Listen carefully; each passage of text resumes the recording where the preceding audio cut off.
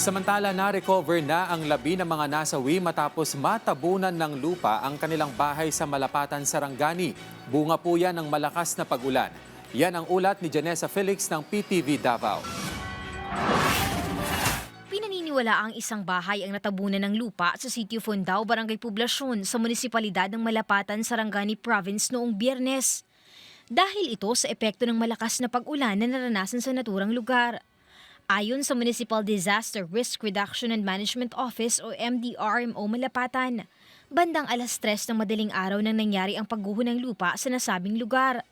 Natutulog umano ang 2 pamilya kaya hindi nila napansin ang pagguho ng lupa.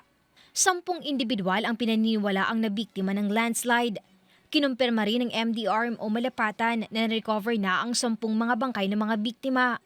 Sa naturang bilang, 5 ang may edad na 18 years old pababa. Kasi yung bahay nila situated kasi sa gilid ng ng burol. So malaki talaga yung possibilidad ng landslide, but the community itself andun sila sa taas. So far sa assessment malayo sila for landslide. Ipinaalam din ng MDRMO Malapatan na wala silang natanggap na ulat na apektado ang naturang lugar sa sunod-sunod na malalakas na lindol sa Mindanao.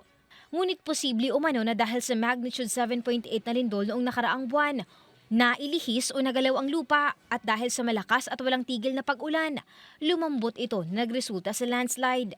Ipinag-utos na rin ang paglikas sa 54 na mga bahay dahil nailagay sa panganib ang kanilang buhay. Samantala, bukod sa nasabing landslide, nakaranas din ng pagbaha at pagguho ng lupa ang Malapatan, Sarangani at nagdagan ng bilang ng mga inilikas.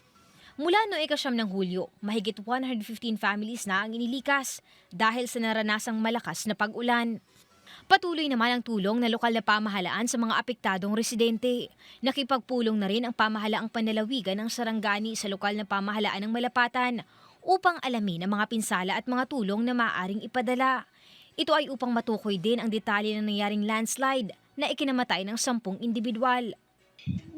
Dito rin po yung mga iba-ibang mga ahensya ng gobyerno para tumulong para at least ma-facilitate yung mga needs ng mga taong nangangailangan. Sa ngayon, ipinaalam din ng sabing ahensya na patuloy ang kanilang monitoring sa lugar, lalo na sa mga bahain at landslide-prone areas dahil patuloy pa rin ang pag-ulan sa nasabing lugar.